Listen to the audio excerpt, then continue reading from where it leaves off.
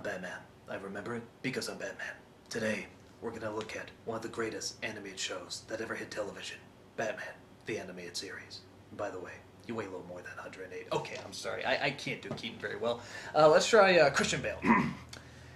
This cartoon just showed you that it's full of people ready to believe in good. Okay, that's not gonna work. Let's try Val Kilmer. I'll get drive-through. Okay, that's definitely not gonna happen. Let's try George Clooney. Hi, I'm George Clooney. Okay, fuck this shit. I'm just doing it as myself.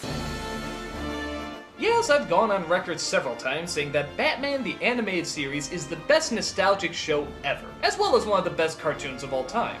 It was dark, it was tragic, it was funny, it was goofy, it was serious. It had something for everybody. But which episodes were the absolute best? Which ones left the greatest impact on us, whether it be action-packed or dramatically heartbreaking?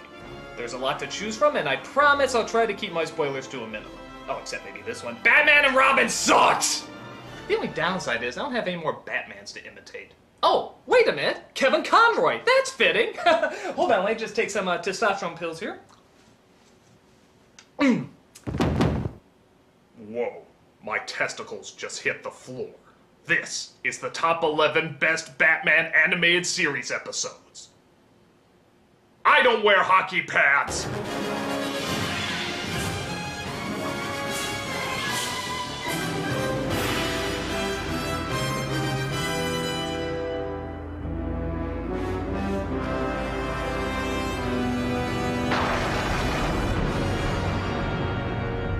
Number 11. Beware the Gray Ghost. Though a good episode, a lot of it holds up particularly well because of the celebrity voice they use, but I'll get to that in a second. The episode centers around an old TV show called The Gray Ghost that Bruce Wayne used to watch as a kid. Years later, it turns out some psycho is imitating one of the villains from the show, and since all the episodes were destroyed, Batman goes to the star himself, the Gray Ghost, for help. I'm just an actor. The Gray Ghost was a part I played. The bombings in Gotham are exactly like an episode of The Gray Ghost. I need you to remember how it was done.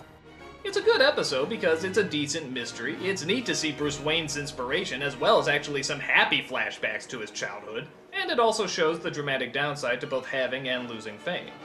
Although I will admit, it's a little weird to see Batman actually go fanboy for somebody. I mean, when you're a kid, it's one thing, but the idea of Batman, the Dark Knight, having a little shrine in his Batcave dedicated to a TV show? Jesus, Batman, you're a dork! As a kid, I used to watch you with my father. The Gray Ghost was my hero. Now, give me a lock of your hair. I'm totally gonna smell it every night! But what really makes the episode stand out is who they got to play the Gray Ghost. None other than the original TV Batman himself, Adam West. Like you said, you need my help. Rather than just make a funny little joke that two Batmans are in the same show, they actually demonstrate a lot of dignity in having these two together, and even cleverly mirror some of the realities that really did go on with the original Batman shows, but never to a point where it's insulting or it's satirical. I used to admire what the Gray Ghost stood for. I'm not the Gray Ghost. I can see that now. There was a real respect to this team-up, and it shows in just how much effort the writers and directors put into it. We became passionate about the episode because they became passionate about the episode. Two Batmans for the price of one. What's not to like?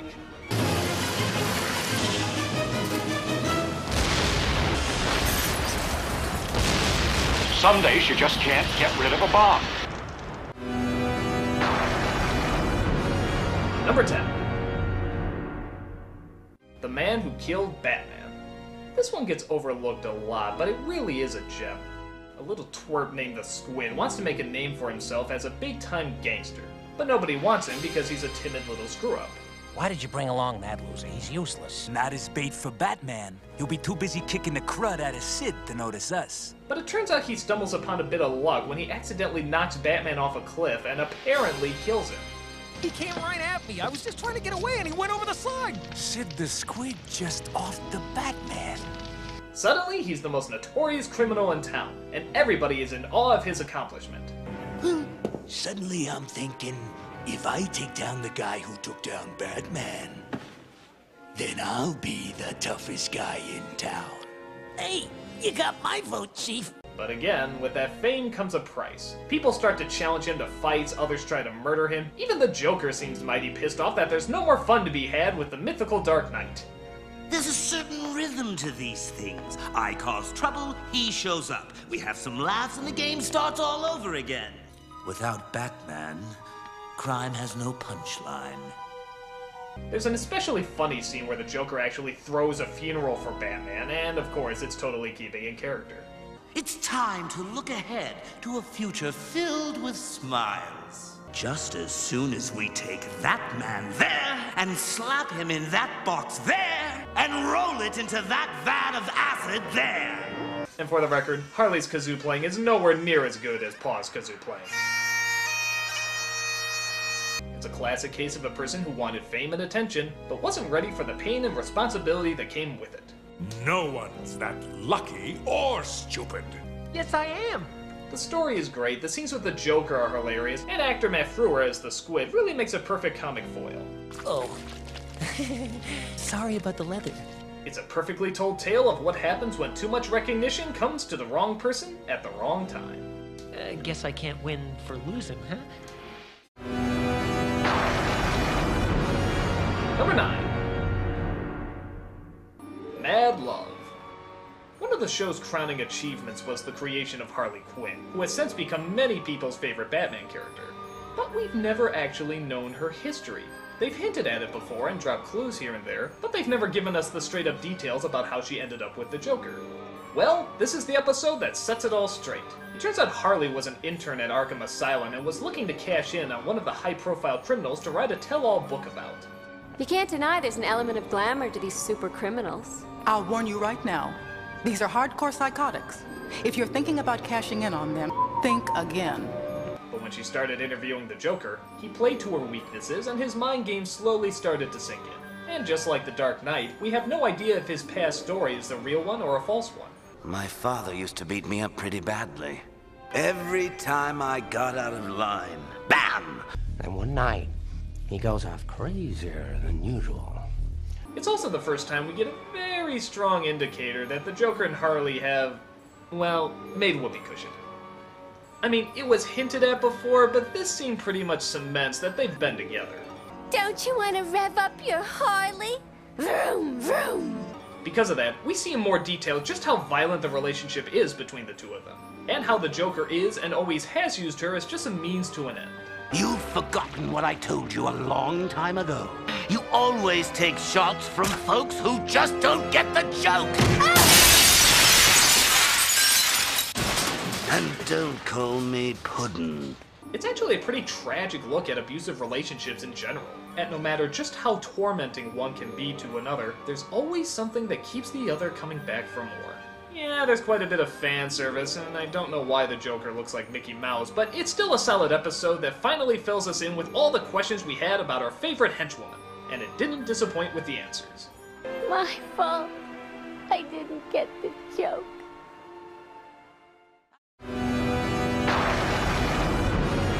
Number 8. Birds of a Feather. This is another one that's often overlooked. The Penguin, who's considered one of the more sophisticated of the criminals, decides he wants to change his way and become a civilized bird once he makes parole. And he means it. He actually starts to change his ways and tries to blend in as an average citizen. He finds, though, that nobody's waiting for him and nobody's happy for his return, especially Batman. Haven't you heard? I've reformed. Wherever you go, I'll be right behind you. But it turns out an extremely rich woman named Veronica wants to date the Penguin so she can make the headlines by inviting him to her party. I've just snagged the Penguin for my party. Why? For the entertainment, Dodo. Can't you just see their faces when that stuffed capon waddles in? She's pretty much dating him as a joke, just a means to get attention from other rich people. She quickly finds, though, that he's not as charming as she thought, and, well, it's pretty fucking gross. But the attention she's getting is far too much for her to pass up. While she's dating him mostly to make fun of him, the Penguin takes it very seriously, and even starts to fall in love with her. And after an incident where he saves her life, even she starts to see a little bit of good in him. You know, it was quite touching, actually. It's not often that a man rushes to my rescue. Unfortunately, he wants to see me again. But like all tragic tales, the truth is revealed at just the wrong moment, which causes the Penguin's heart to be broken and return back to his villainous ways. The episode is actually very similar to another one called Harley's Holiday, where Harley Quinn starts a new life for herself, finds it hard to fit in, and also tragically gets thrown back to her old ways. But this one takes its time a little bit more. It shows how involved the Penguin really got into the relationship, and how close he really was to turning over a new leaf. It's more detailed, it's more cruel, and therefore more sad. Not only does the Penguin almost truly reform himself, but Veronica almost does too.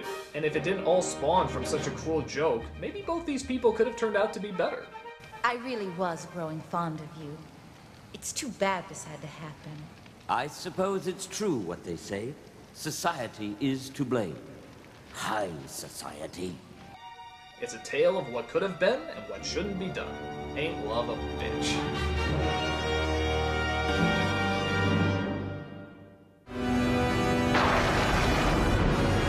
Number 7. Two-Face. Considered one of the most depressing of the Batman villains, Harvey Two-Face Dent is a criminal with a deep and complex backstory.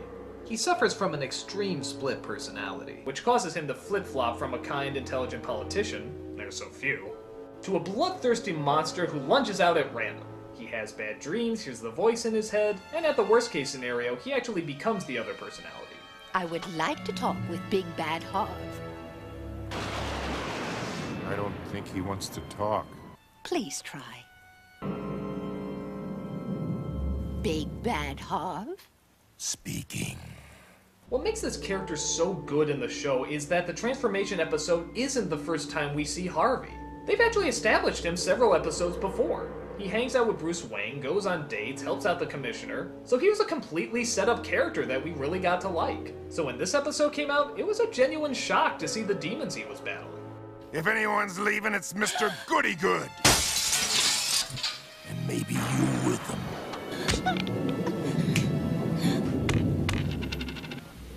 Did I do this? Instead of acid being thrown in his face, we have an explosion that destroys half of his body. To see this character permanently lose himself to the other personality is just gut-wrenching. Throw in a tragic childhood, the fact that he had a fiancé, and on top of that, we even have the guilt that Batman feels for not being able to save his best friend. I mean, just look at some of these dream sequences. Harvey, please! Let me help you! Why couldn't you save me?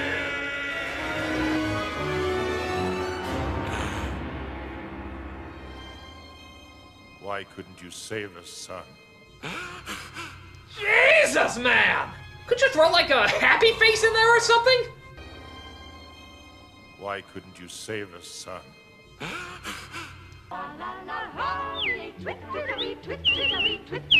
The angles are great, the shadows are great, the animation is great, it's just a great episode.